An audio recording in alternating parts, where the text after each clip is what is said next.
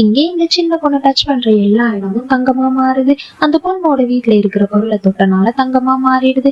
அதை பார்த்து அந்த பொண்ணோட அம்மாவை திட்டுறதுக்குள்ள அந்த பொண்ணு மேஜிக் யூஸ் பண்ணி ஒரு கிராமத்துக்கு போறா. அந்த பொண்ணுமே அங்க இருந்து கல்லை தொட்டதும் அது கோல்டா மாறிடுது. அங்க நடந்து போன ஒரு பொண்ணு கிட்ட கொடுக்குறா. அந்த லேடியுமே அது பெருசா எடுத்துக்கிறாம அங்க இருந்து போயிடுறா. அடுத்ததான் அங்க வந்த ஒரு பையன் கிட்ட கொடுக்குறா.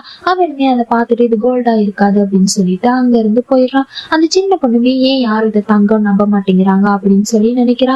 அப்பன்னு பார்த்தா அங்க உள்ள ஒரு பிச்சைக்காரி ஒரு குழந்தையோட இருக்கிறத பாக்குறா. அந்த பிச்சைக்காரியும் அந்த சின்ன பொண்ணை சாப்பிடறதுக்காக சாப்பாடு கொடுக்குறாங்க.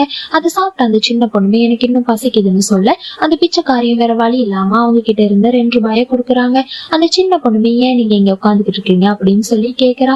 அதுக்கு அந்த பிச்சைக்காரியுமே என்னோட குழந்தைக்கு உடம்பு சரியில்லை, அதான் யாராச்சும் உதவி பண்ணுவாங்க, டெய்லியும் வந்து உட்காந்துக்கிட்டு இருப்பேன் அப்படின்னு சொல்றாங்க. அந்த சின்ன பொண்ணுமே அவளோட பவரை யூஸ் பண்ணி அவங்களோட பவுல கோல்டா மாத்திடுறா.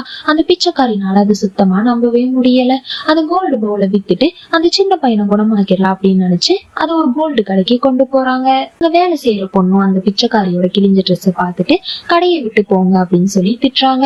அதை பார்த்து அந்த சின்ன பொண்ணுமே இது உண்மையான கோல்டு தானு செக் பண்ணுங்க, நாங்க இங்க இருந்து போயிடுறோம் அப்படின்னு சொல்றா. அப்பன்னு பார்த்தா அங்க உள்ள மேனேஜரும் வந்து இது உண்மையான கோல்டு தான், இதை நான் உங்களுக்கு 10 லட்சத்துக்கு கொடுக்குறேன் அப்படின்னு சொல்லிடுறாரு. அந்த பணத்தை பார்த்த பிச்சைக்காரியுமே எப்படியாச்சும் அவங்களோட பையனை குணமாக்கிடலாம் அப்படின்னு நினைச்சு அந்த பொண்ணு கிட்ட தேங்க்ஸ் சொல்லலாம்னு சொல்லி பாக்குறாங்க. ஆனா அந்த சின்ன பொண்ணு அங்க இல்ல. அந்த சின்ன பொண்ணுமே அவ எங்க இருந்து வந்தாலும் அங்கேயே போயிடுறா.